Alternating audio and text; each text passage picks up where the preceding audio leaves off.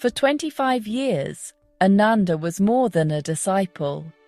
He was the Buddha's shadow, his constant companion, and his most devoted attendant. He walked beside his beloved cousin, listening to every teaching, absorbing every word, like the dry earth drinks the summer rain. His heart was a perfect vessel, holding the memory of countless discourses given under the Bodhi tree, in quiet bamboo groves and bustling city squares. Ananda's love for the Buddha was immeasurable, a vast and gentle ocean of devotion. He served not out of duty, but from a place of profound connection, feeling that his own life was intrinsically woven into the fabric of his master's presence. He was the keeper of the teachings, the one who would remember everything for future generations. The day the Buddha announced his impending parinirvana, his final passing, a great shadow fell upon Ananda's world. The sun seemed to lose its warmth, and the gentle breeze carried a chill that pierced him to the bone. While the Buddha spoke of this departure as a natural conclusion, a release from the cycle of birth and death, Ananda could only feel the sharp sting of impending loss. His mind, which had so effortlessly memorized thousands of sutras, could not grasp a world without the Buddha's physical presence. The thought was a gaping void, a terrifying emptiness that threatened to consume him entirely. He wept openly, his tears a testament to the depth of his attachment and his unbearable sorrow. The others saw the Buddha's passing as a graduation, a testament to the truth of impermanence he had taught for so long. They prepared to celebrate his ultimate liberation. But for Ananda, it was not a concept. It was a deeply personal tragedy. He was not yet an arhat, one who had attained full enlightenment. His heart was still vulnerable, bound by the tender threads of human affection. He saw not a master achieving his final peace, but a beloved friend, a cherished family member, leaving him behind in a world that would suddenly feel desolate and silent. The teachings on letting go echoed in his ears, but his heart refused to listen, clinging desperately to the form that was about to dissolve. As the final moments drew near, the Buddha lay between two sal trees, his face serene and luminous. He looked upon his weeping cousin with infinite compassion. He reminded Ananda that all conditioned things must pass away, that even the physical form of a Buddha is subject to this universal law. He praised Ananda for his selfless service, for his kindness, and for the incredible power of his memory. Yet, these gentle words offered little solace. Ananda's grief was a powerful current, pulling him under. He felt as if he were losing his anchor, his guide, his very reason for being. The world was about to lose its greatest light, and Ananda was lost in the encroaching darkness. After the Buddha's body was cremated and his relics distributed, the community of monks gathered. For many of the enlightened disciples, the arhats, this was a time not of mourning, but of profound acknowledgement. They saw the Buddha's final passing as the ultimate demonstration of his own teaching. He had shown them the path to liberation from suffering, and now he had walked it to its very end, entering the unconditioned, the deathless. They spoke of his wisdom, his boundless compassion, and the incredible gift of the Dharma he had left behind. Their hearts were filled with a quiet joy, a deep gratitude for the freedom he had made possible for all beings.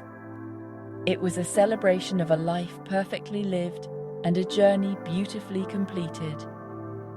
But Ananda could not share in this serene acceptance. While his brother spoke of liberation, he was drowning in a sea of personal sorrow.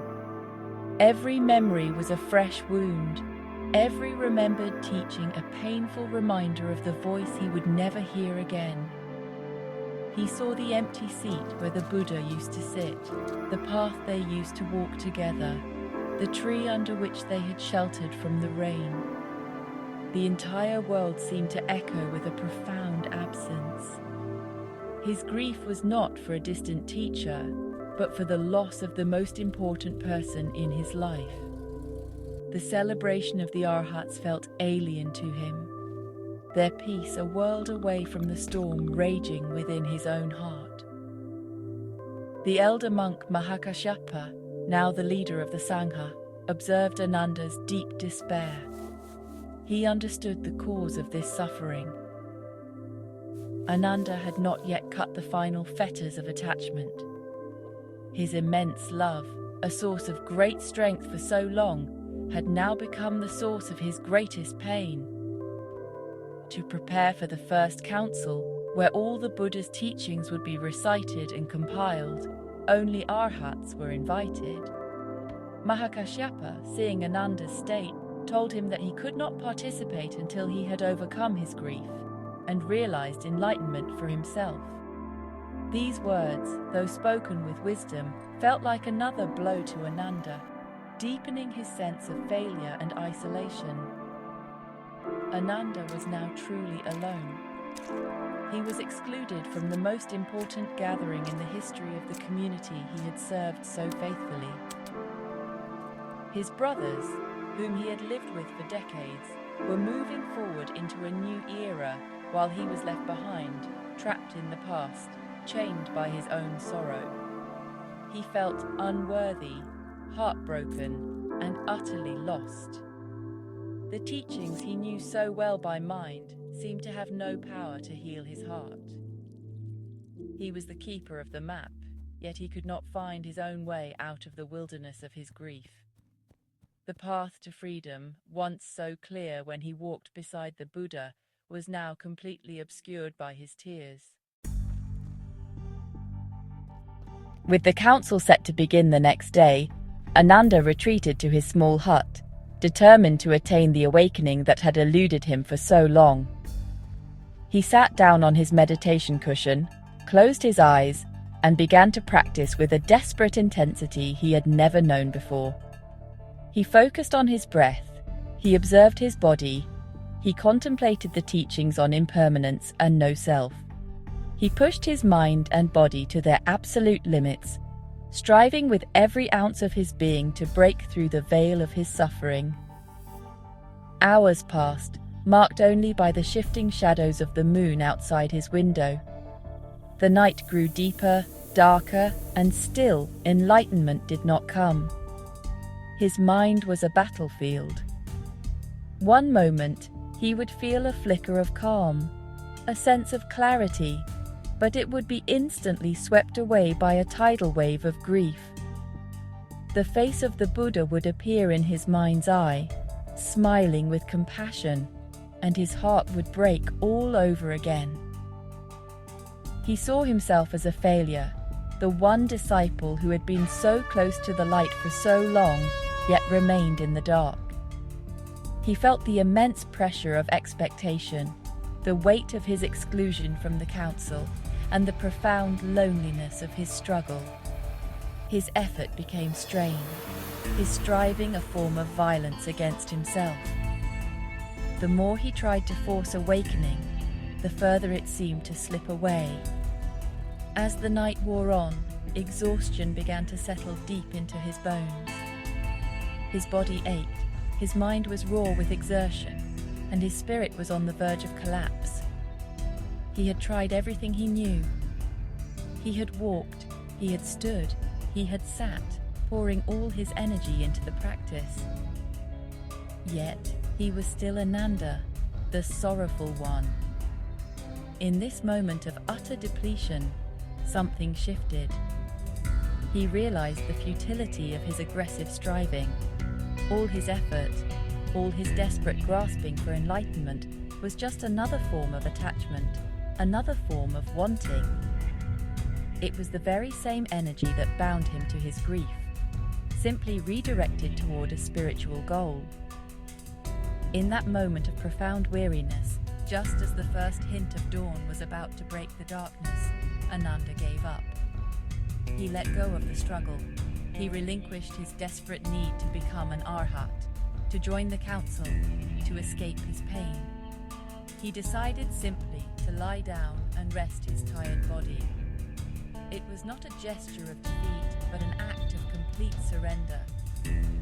He accepted his exhaustion, he accepted his sorrow, he accepted his perceived failure. He let go of everything. He stopped trying to reach for the goal and simply allowed himself to be exactly as he was in that very moment. As Ananda lay down, shifting from the upright posture of striving to the gentle repose of rest, a profound transformation quietly unfolded within him.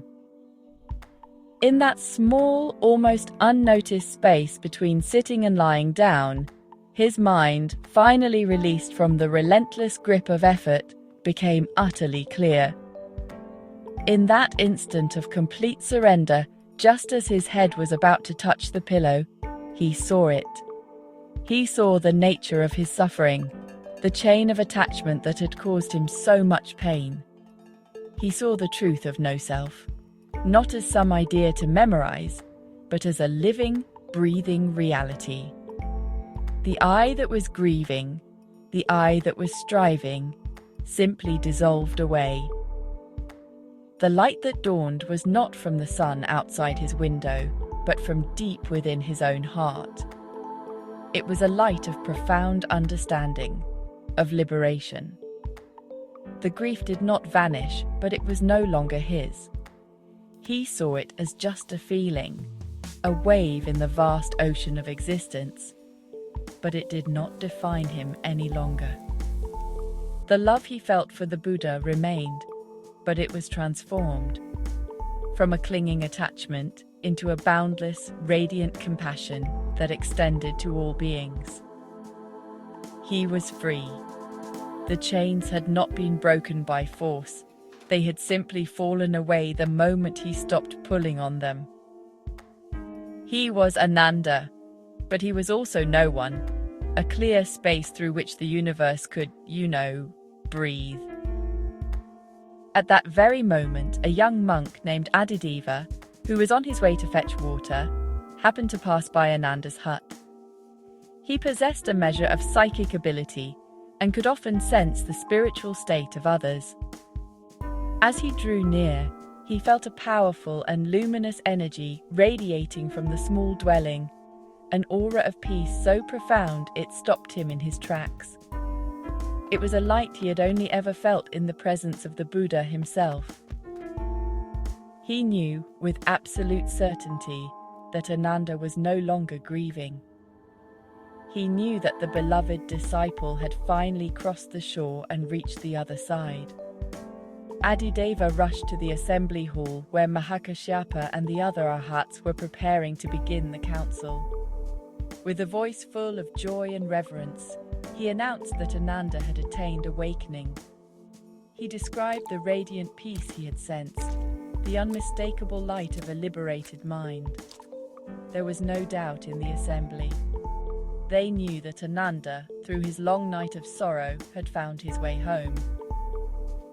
Mahakashyapa, his stern face softening into a smile, declared that Ananda could now join the council.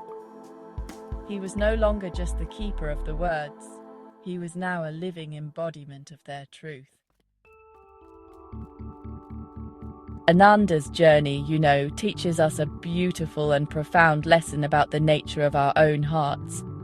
His deep love for the Buddha, the very thing that caused him such immense pain, was also the fuel for his final awakening. The arrow of sorrow that pierced his heart so deeply was the very tool that opened it completely. It shows us that our deepest wounds, our most painful attachments, are not obstacles to be avoided or suppressed. Instead, they are sacred gateways. They are the entry points through which the light of understanding can finally pour in, illuminating the darkest corners of our being and setting us free from our suffering. We often believe that spiritual practice is about becoming strong, about building walls to protect ourselves from pain. But Ananda's story, honestly, shows us the opposite. His breakthrough did not come from more effort or more resistance. It came in a moment of complete surrender, of utter vulnerability. He did not conquer his grief. He allowed it to be. He let go of the fight, and in that spaciousness, freedom found him. This is a message of great hope for all of us. We do not need to be perfect. We do not need to eliminate our human feelings of love and loss. We only need to learn how to hold them with tenderness and awareness. The path to awakening is not a straight line away from our pain. It is a path that leads directly through it. Every moment of sadness, every heartbreak, every feeling of loss contains a seed of liberation. When we can sit with our sorrow without judgment, when we can feel our attachments without being consumed by them, we are practicing in the deepest way. Just as Ananda laid down his head in exhaustion, we too can lay down our struggle.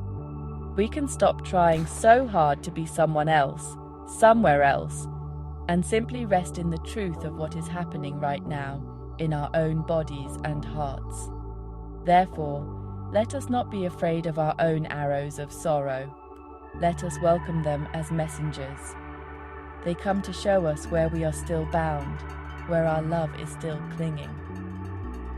Ananda's tears watered the seed of his enlightenment. In the same way, our own difficulties, embraced with courage and compassion, can become the very ground from which our own awakening will blossom. True freedom is not found in a life without pain, but in discovering the boundless peace that is always present, even in the very heart of our deepest sorrow. Through surrender, we find our strength. Through our vulnerability, we find our invincibility.